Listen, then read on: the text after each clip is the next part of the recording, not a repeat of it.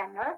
That is why it is in a twisted manner. It is occupied within the abdominal cavity. Okay, so this all structures are the small intestine.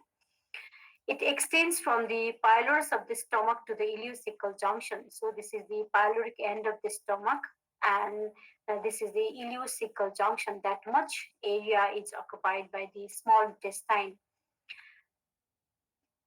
So the length of the small intestine is about 6.5 meters. If we uncoil these structures, the total length is tentative about 6.5 meters. So it is very long. That is why it curled to accommodate into the abdominal cavity. Can you see the slide? Ma'am. Okay.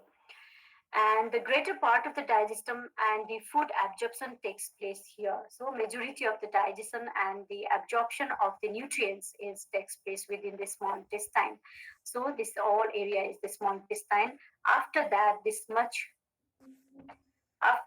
is the cecum. Here we can see the appendix and the ascending colon transverse. They consider as the large intestine. So this is the small intestine part from here to the here. So pyloric end of the stomach to the ileocecal junction.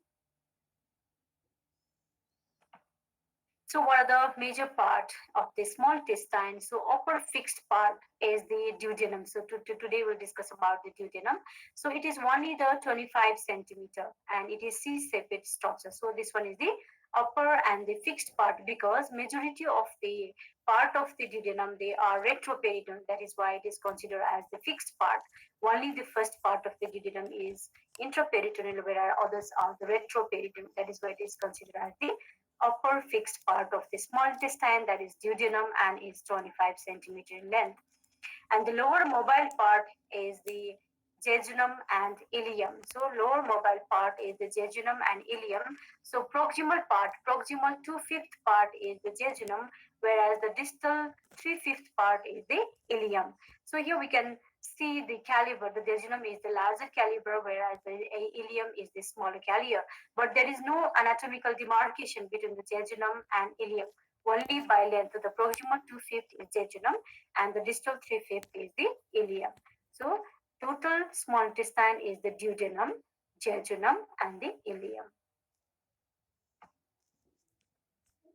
So what are the important features of the small intestine? So here we can see the presence of circular mucosal fold within the small intestine, especially the duodenum. Okay, so they are the plica circularis. So presence of the mucosal fold or the plica circularis or bulb of Corkring is the very important features of the small intestine, especially the duodenum, and in other parts we can see in less frequently. And presence of villi and the microvilli. So these are the villi and the microvilli which are present in the small intestine, and we can see in the histological section later on, and they are responsible for the absorption of the nutrients from the gastrointestinal tract so that the nutrients can be utilized within our body. And the intestinal glands or crypts of Leverkusen are also there. Intestinal glands can be seen. So they all are can be seen in the histological section of the small intestine. So the circular mucosal fold, the villi, and the intestinal glands are very important features of the small intestine. So today we'll focus on the duodenum. So the duodenum, the word duodenum is derived from duodecadactylus. The meaning of duodecadactylus is the length of the duodenum of the particular individual is equal to the length of 12th finger. So 6 and 6, if we join these all fingers, 12 fingers, the length of the duodenum of that individual can be seen. Okay, so the length of the duodenum of the particular individual is equal to the length of the 12 fingers. So that means the in Greek word duodecadactylus. So the length of the duodenum is equal to the 12 fingers, and it is the shortest, widest, and most fixed part of the small intestine. Okay, so only 25 centimeters, so it is shortest, and the caliber is wide, so the widest, and the most fixed part because majority part of the duodenum they are retroperitoneal. That is why it is considered as the fixed part of the small intestine. and it extends from the pyloric end of the stomach to the duodenojejunal flexure. So pyloric end of the stomach, if we remove the stomach, so this one is the pyloric end of the stomach, and here is the duodenojejunal flexure. So that much area, the C-shaped structure, is the duodenum. So it extends from the pyloric end of the stomach to the duodenojejunal flexure at the level of L2, and it is C-shaped tube. So here we can see the C-shaped structure. Within the C-shaped structure, the head of the pancreas is occupied. So this is the C-shaped structure of the duodenum, and it is only the 25 centimeters, so shortest and the widest part of the small intestine. So it is located above the level of the umbilicus, opposite L1 to L3 vertebra. So L1 to L3 vertebra, just opposite the L1 to L3 vertebra, the duodenum, which extends, and it is just above the umbilicus, and it is retroperitoneal except for its beginning. Only the 2.5 centimeter of the first part is the intraperitoneal, whereas the other part are retroperitoneal, means just behind the peritoneum. So this is the C-shaped structure. So first part of the duodenum, second part, third part, and fourth part. So they form the C-shaped, and within this C here we can see the head of the pancreas. So this is the body, and this one is the tail of the pancreas. So head of the pancreas is within the C-shaped structure of the duodenum. So do you have any queries till now? Nisha, are you there?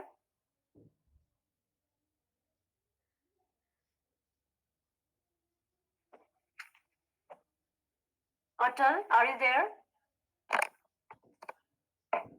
Yes, ma'am. Do you have any queries? No, ma'am. Okay. So let's move on to the parts of the duodenum. So the duodenum in total, it has four parts. They are the first part or the superior part. It is 5 centimeter in length or 2 inches. So that much area, this is the first part of the duodenum. Next part is the descending part or the second part, that is 7.5 centimeter in length. So vertical part or the descending part, that is 7.5 centimeter or 3 inches in length. The inferior or third part or the horizontal part is 10 centimeter in length or 4 inches, and ascending part is the fourth part or 2.5 centimeter or 1 inches. So first part 5 centimeter, second part 7.5 centimeter, third part 10 centimeter, and fourth part is the 2.5 centimeter. So in total is 10 to 25 centimeter, and is equal to the length of the 12 fingers. So first part, second part, third part, and fourth part of the duodenum. So, talking about the superior or the first part of the duodenum. So, it extends from the pylorus to the superior duodenal flexure. So, this is the superior duodenal flexure. From the pyloric end of the stomach to the superior duodenal flexure, this much area is the first part of the duodenum. Okay, it begins at the pyloric end, it runs upward and backward, and ends in the superior duodenal flexure. So, in this 5 centimeter, the initial 2.5 centimeter is intraperitoneal, whereas the later 2.5 centimeter is the retroperitoneal. So this is the first part of the duodenum, which ends at the superior duodenal flexure. Here also we can see the first part of the duodenum.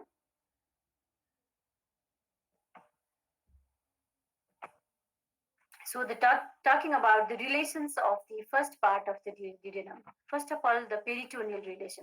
Peritoneum is the fold which is in relation to the different part of the structures present in the abdomen. So here we can see the stomach.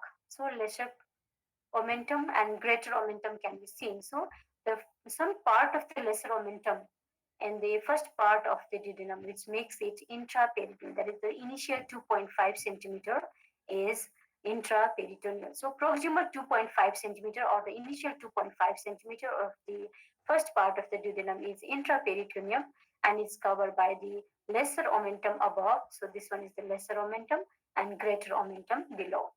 And the distal 2.5 centimeter is fixed and retroperitoneal. So it is just behind the peritoneum, because in the first part it moves upward and backward. So the later 2.5 centimeter or the distal 2.5 centimeter is retroperitoneal. So in other relation, here we can see the visceral surface of the liver, gallbladder. Okay, so they all are in relation to the duodenum. So the visceral relation, anteriorly the quadrate lobe of the liver and the gallbladder, as we just seen. Okay, so this is the gallbladder and quadrate lobe of the liver. So this is the quadrate lobe of the liver, and this one is the gallbladder. And posteriorly, gastroduodenal artery, bile duct. So here, gastroduodenal artery, bile duct, portal vein, and the inferior vena cava. Okay. So portal vein is formed by the union of the splenic vein and the superior mesenteric vein just behind the first part of the duodenum. So in posterior relation, gastroduodenal artery, bile duct, the one, the portal vein, and the inferior vena cava, they are in the posterior relation of the first part of the duodenum, and superiorly the epiploic foramen, and inferiorly head of the pancreas. So this is the head of the pancreas. Here we can see the epiploic foramen. So epiploic foramen is the foramina, or the space between the liver and the first part of the duodenum, and it is in relation to the caudate lobe of the liver. So this is the epiploic foramen. So inferiorly, here we can see the head of the pancreas. So they all are the visceral relation of the first part of the duodenum. Again, so gallbladder, visceral surface of the liver, epiploic foramen, and inferiorly it is related with the pancreas, head of the pancreas. So peculiarities of the first part of the duodenum, why it is very clinically important, because most movable part of the duodenum, because other parts are retroperitoneal, whereas the initial first 2.5 centimeter is peritoneal. So it is the only movable part of the duodenum, and it is supplied by the end arteries and affected by the peptic ulcer. So peptic ulceration is the common in the first part of the duodenum, because it is the continuation of the pyloric end of the stomach. So the acid content of the food is highest in the first part of the duodenum as in the stomach. So the pyloric peptic ulcer is common there, and devoid of plica circularis. As we discussed before, the plica circularis is the features which is present in the small intestine, but it is lacking in the first part of the duodenum. And duodenal cap is the radiographic procedure, radiographic diagnostic procedure, which can be seen in the first part of the duodenum, something like cap-like structure in the X-ray. So barium mill X-ray can be done for the identification of the pathological condition in the jejunum and stomach and the duodenum. So the cap-like structure can be seen in the first part of the duodenum, that is the duodenal cap. So that is the peculiarities of the first part of the duodenum. So pyloric orifice, and the food contained from the stomach, it goes via the pyloric orifice to the duodenum like this, and it makes a cap in the radiographic investigative procedure. So that is all about the first part. And second part, or the descending part, which extends from the superior duodenal flexure to the inferior duodenal flexure. So this is the superior duodenal flexure, and this one is the inferior duodenal flexure. So this much area is the second part of the duodenum, and it descends along the right side of the L2 and L3 vertebra. It is in relation to the second and third lumbar vertebra, and ends at the inferior duodenal flexure. So this is the ending point. So from superior duodenal flexure to the inferior duodenal flexure is the second part of the duodenum. So the second part of the duodenum is developmentally and clinically important, because it is derived from the foregut part as well as the midgut part. So talking about the peritoneal relation, it is retroperitoneal. So it is just behind the peritoneum, and visceral relation of the second part, anteriorly fundus of the gallbladder. So this is the fundus of the gallbladder, right lobe of the liver here, and transverse colon. So The ascending colon continues as the transverse colon, and it is in relation to the second part of the duodenum, and coils of the small intestine comes here. So that is the visceral relation of the second part of the duodenum. Again, in posterior relation, the right kidney, okay, so it comes here, right kidney, right renal vessels, pelvis of right ureter, and the right edge of the inferior vena cava. So here we can see the right ureter, right gonadal vessels can be seen here, the inferior vena cava, okay, and the ureter. So they all are the posterior relation, and this is the right kidney. So they all are the posterior relation of the second part of the duodenum.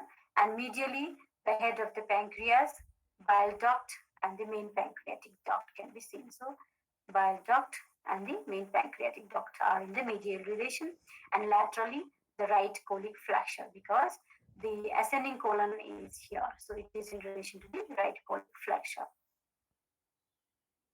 So they are the posterior relation and the medial relation, the head of the pancreas, the pancreatic duct, and the bile duct united together to form the ampulla of Vater here. So this is the interior of the second part of the duodenum, and this is the external features of the second part of the duodenum. So talking about the interior, the developmentally and clinically interior of the second part of the duodenum is important, because developmentally it is derived from the terminal part of the foregut up to the ampulla of Vater, and below to it is derived from the proximal part of the midgut. Similarly, the arterial supply is also by the foregut artery and the midgut artery. So the ampulla of Vater, or the major duodenal part, papilla, is the demarcation of the developmental source of the second part of the duodenum. So plica circularis can be seen in the interior. Major duodenal papilla, so here we can see the major duodenal papilla is the conical raised elevation at the posterior-medial surface. So this is the medial surface of the duodenum. So it is in the posterior aspect. Raised elevation can be seen. There is the major duodenal papilla, and situated about 8 to 10 centimeter from the pylorus. From if we measure from the pyloric end, so it is 8 to 10 centimeter, and summit of it is known as ampulla of Vater. So this is the ampulla of Vater by the union of main pancreatic duct and the bile duct. So this is the main pancreatic duct, and this is the bile duct. They united together and open in the second part of the duodenum, that is known as major duodenal papilla. And just above to it here we can see the minor duodenal papilla. So it is 2 centimeter above the major duodenal papilla, and accessory pancreatic duct opens on this summit. Okay, so this is the minor duodenal papilla. So presence of plica circularis, major duodenal papilla, minor duodenal papilla, and plica semicircularis and plica longitudinalis are the major 5 features of the second part of the duodenum. So this is the lunar sepate covering just above the major duodenal papilla is known as plica semicircularis, and longitudinal folding of the mucosa is the plica longitudinalis. So they all are the features of this second part of the duodenum. Once again, so plica circularis folding of the mucosa, the major duodenal papilla, minor duodenal papilla, plica circularis, semicircularis, and plica longitudinalis. They all are the features of the second part of the duodenum. If we ask in exam, write about the short notes of the interior of the second part of the duodenum, you have to mention these 5 things. Okay, so plica circularis, major duodenal papilla, minor duodenal papilla, plica semicircularis, hook-like or the lunar sepate, and plica longitudinalis. So they are the features present in the second part of the duodenum.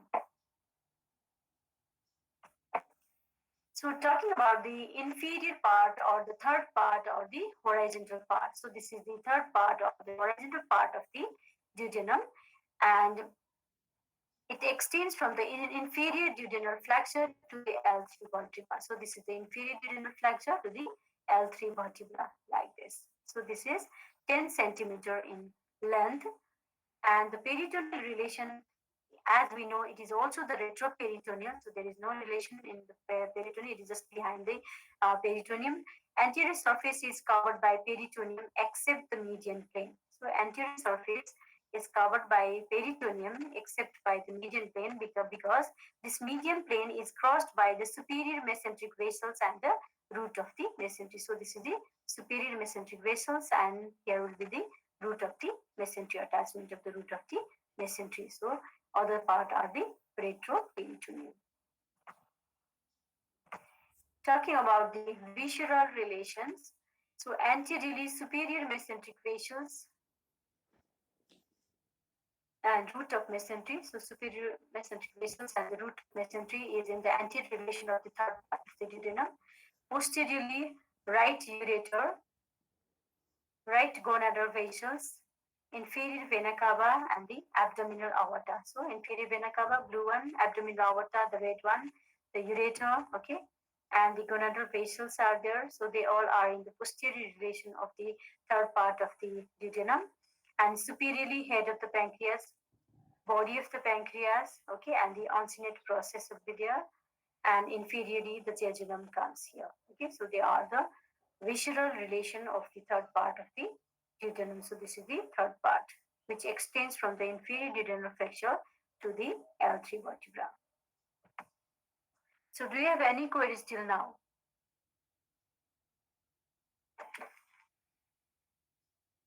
Deepika, are you there? Yes, Deepika, ma'am. do you have any queries? No, ma'am. Okay. Yuvraj, are you there? Yes, ma'am. Do you have Yes, any ma'am. queries? No, ma'am. Okay. So move on to the fourth part, or the ascending part of the duodenum. So this is the fourth part, or the ascending part, that is 2.5 centimeter in length, small, and the last segment of the duodenum. So this is the smallest segment and is the last one. And it begins in front of the aorta. So here we can see the reddish stuff. This one is the aorta. So it is here in front of the aorta and runs upward and end at the duodenojejunal flexure. So this is the duodenojejunal flexure at the left of L2. And flexure is held in position with the help of the ligament of Treves. So ligament of Treves is the suspensory ligament which holds the duodenojejunal flexure in its own place. So this is the ligaments of Treves. So suspensory muscles of the duodenum, which forms the ligament of Treves, and it is the fibromuscular band which arises from the right cross of the diaphragm to the posterior superior surface of the duodenojejunal flexure. So this is the duodenojejunal flexure, and this is the ligament of Treves extending from the right cross of the diaphragm to the duodenojejunal flexure, and it holds the flexure in its own place. Okay, and sometimes in MCQ we asked about the ligaments of Treves and other option to the ligament of the liver. Okay, so don't be confused. Ligaments of Treves is the ligament of the duodenum. And talking about the relation, peritoneal relation, mostly it is retroperitoneal. It is present just behind the peritoneum. And talking about the visceral relations, anteriorly it is in relation to the root of mesentery. So root of mesentery is attached like this. Okay, and the ileocecal junction, and here to the L2 like this, and obliquely placed. So it is anteriorly related to the root of mesentery and the coils of jejunum. And posteriorly, the left margin of the aorta. So this is the left margin of the aorta. Here also we can see the left margin of the aorta. And the psoas muscles. So this is the muscles of the posterior abdominal wall, psoas major muscles. And inferior mesenteric vessels, which is the branch from the anterior aspect of the abdominal aorta. So this is in the posterior relation. And the left side, left kidney and the ureter. Okay. So here, the left kidney and the ureter in the posterior aspect of the fourth part of the duodenum. And the right side, the uncinate process of the pancreas, this one. So this is the fourth part, so it is in the right relation. And the root of the mesentery. And superiorly, as we know, it is the body of the pancreas. So this is the body of the pancreas. so superior body of the pancreas, and on the left side, left kidney, ureter, right side, head of the pancreas, root of the mesentery, okay, and posteriorly, left margin of the aorta, psoas major muscles, and the inferior mesenteric vein. So they are in relation to the different aspect of the fourth part of the duodenum. So talking about the arterial supply, the first part of the duodenum is supplied by the supraduodenal artery and the duodenal branch of the gastroduodenal artery. So, and the second part up to the major duodenal papilla supplied by the superior pancreaticoduodenal artery, and others are supplied by the inferior pancreaticoduodenal artery. So the superior pancreaticoduodenal artery is the branches from the hepatic artery, gastroduodenal artery, okay, from the foregut artery, and the inferior pancreaticoduodenal artery is the branches from the superior mesenteric artery, that is the midgut artery. So here we can see the gastroduodenal artery. It gives the superior pancreaticoduodenal artery, which supply up to the major duodenal papilla, up to the developmental source of foregut, and this is the inferior pancreaticoduodenal artery,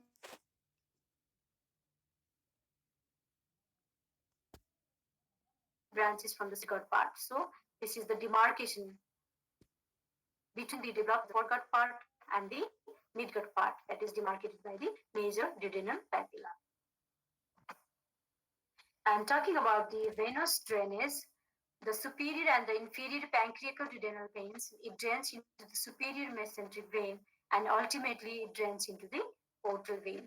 So here we can see the formation of the portal vein with the help of the union of superior mesenteric vein and the splenic vein. So superior mesenteric vein and the splenic vein just behind the neck of the pancreas, they united together to form the portal vein. So ultimately it goes to the portal vein to the liver. So this is the duodenum. And the lymphatic drainage up to the major duodenal papilla via the pancreaticoduodenal node, it drains into the celiac lymph nodes here. Okay, from here up to the here, it drains into the celiac lymph nodes, and downwards via the pancreaticoduodenal nodes to the superior mesenteric nodes. Yeah. Okay, so that is the lymphatic drainage. So celiac nodes and the superior mesenteric nodes are the ultimate lymphatic drainage of the duodenum. And talking about the nerve supply, the preganglionic fibers from the T6 to T9 spinal segment. Okay, so T6 to T9, and postganglionic fibers from the celiac and the superior mesenteric plexus, and the preganglionic fibers by the vagus, and postganglionic fibers by the Auerbach and Meissner's plexus. So Auerbach and Meissner's plexus are present on the wall of the small intestine. So they comes under the enteric nervous system. So talking about the clinical importance of the duodenum. So duodenal discuss the investigative procedure of the to find out the pathological condition of the duodenum, and we can easily see in the cap-like structure in the duodenum in the radiograph, and the duodenal ulcer is common and can be seen most common in the first part of the duodenum. Superior mesenteric artery syndrome is also there, which is caused by the compression of the third part of the duodenum, and it produces the duodenal stasis. If the superior mesenteric vessels, it compress the third part of the duodenum, it can cause the stasis in the duodenum, third part of the duodenum. And internal herniation can occur in the different fold in relation to the duodenum. So here we can see the duodenojejunal junction. Paraduodenal fossa can be seen, the folding here. Okay, and inferior duodenal fossa. So superior duodenal fossa, the intestinal structures, if it goes and can cause the internal herniation. Okay, so that is also the clinical aspect of the duodenum. So do you have any queries till now?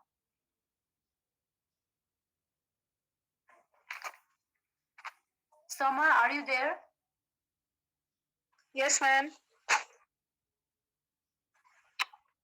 Do you have any No, query? ma'am. Sonali, Ma'am, are you there? ma'am, it should not supply value. Not supply. So not supply by the sympathetic and parasympathetic as in the other intestinal tract. So preganglionic fibers means before the ganglia is by the TC9 segments, thoracic 6th to the thoracic 9th spinal segment as in the stomach, and the postganglionic fibers from the celiac and superior mesenteric plexus, the bunch of the nerve fibers. Okay, so that is the sympathetic, and parasympathetic by the vagus. Okay, and postganglionic fibers by Orbeck and Meissner's plexus.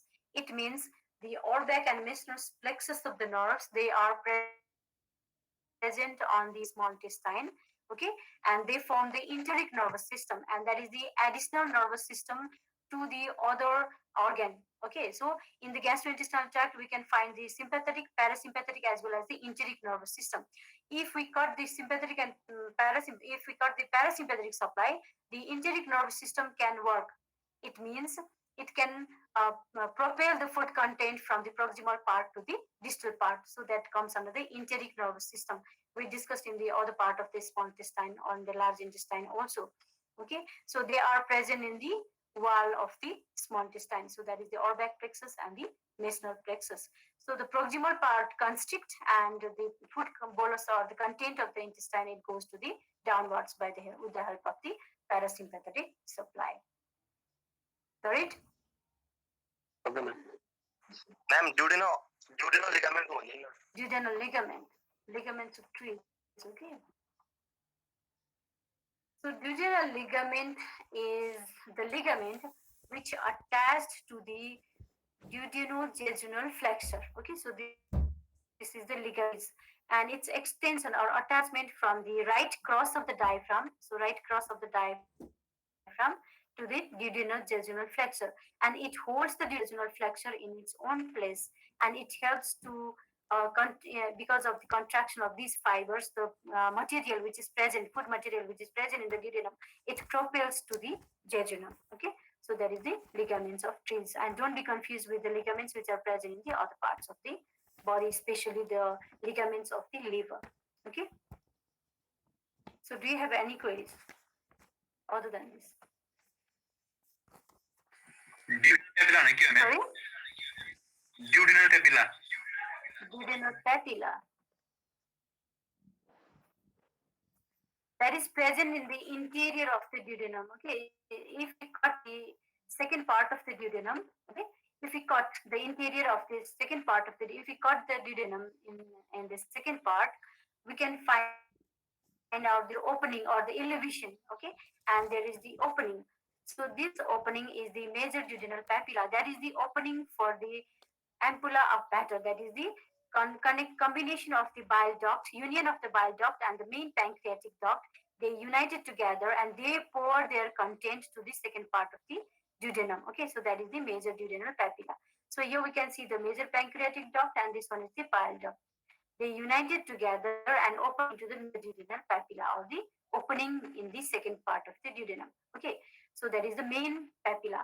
And all papilla just 2 centimeter above it is the minor papilla, which is the opening for the accessory pancreatic duct.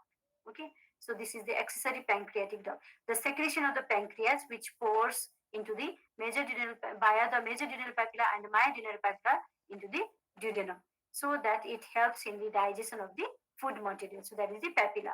And all the important structure in the second part here we can see is the folding of the mucosa here, the folding, something like semicircular fold just above the major duodenal papilla is the plica semicircularis, and the longitudinal fold is the plica longitudinalis. So these 5 things are very important, contains are very important important structure present in the interior of the second part of the duodenum. Got it? So bile duct, pancreatic duct, they pour their content into the duodenum via the major duodenal papilla or the major duodenal opening, which can be seen in cut section of the second part of the duodenum. Got it? Yes, ma'am. Do you have any queries? Any other queries? After that, we'll discuss about the jejunum and ileum in other classes. Got it?